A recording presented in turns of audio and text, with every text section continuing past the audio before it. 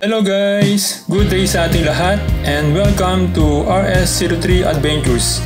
In this video, babalikan natin ang Brook Vessel Camp na matatagpuan sa Bagak, Bataan. And for me, this is a must-visit campsite in Bataan. Kung bakit, iisa-isahin natin yan. Ito ang kanilang camping ground. Pwedeng-pwede sa mga kids, young at heart, at team building. Sa area na to kami nag-camp. Maganda ang view dyan guys, lalo na kapag umaga. Meron ding malapit na comfort rooms, sink at may source ng kuryente para sa ilaw, charger at speaker. Yan guys, naka-ready na ang kanilang bonfire. Hindi lang namin nagamit dahil inabot kami ng malakas na ulan. Dumating kami sa site mga 2 PM.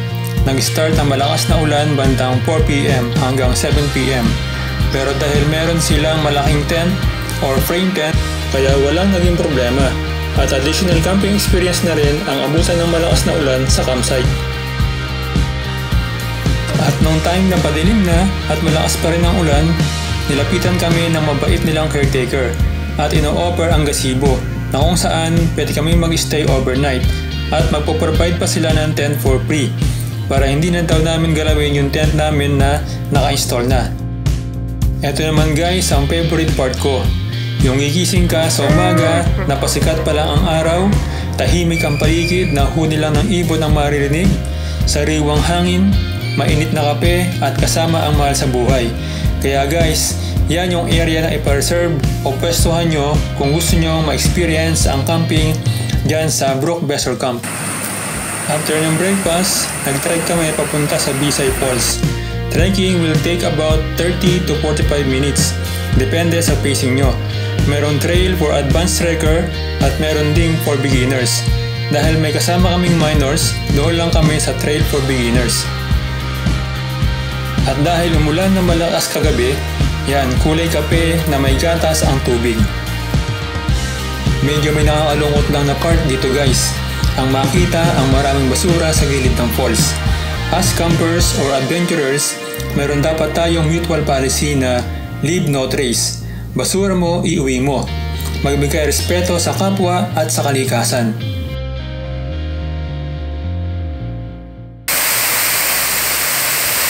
After ng Bisay Falls, punta naman tayo sa kanilang swimming pool.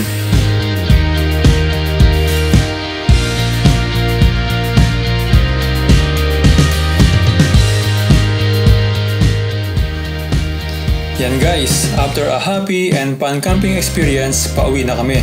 Huwag lang kayong mabibigla sa daan, papasok at palabas ng campsite kasi bukod sa sigsag, may kahabaan, matarik at one way lang ang daan. Mas maganda kung meron kayong advance party na mauuna tulad ng sa amin. Meron kaming dalang motor para kung may baba o akyat ng site ay masabihan na may parating. O pwede kayo makipag-coordinate sa management ng site para ma-assist nila kayo. Overall, highly recommended ang site na ito sa mga mahilig sa camping o gustong ma-experience ang camping. Kaya ano pa ang hinihintay nyo? Magparami tayo. Mas marami ang mahilig sa camping, mas maraming magpapahalaga sa kalikasan.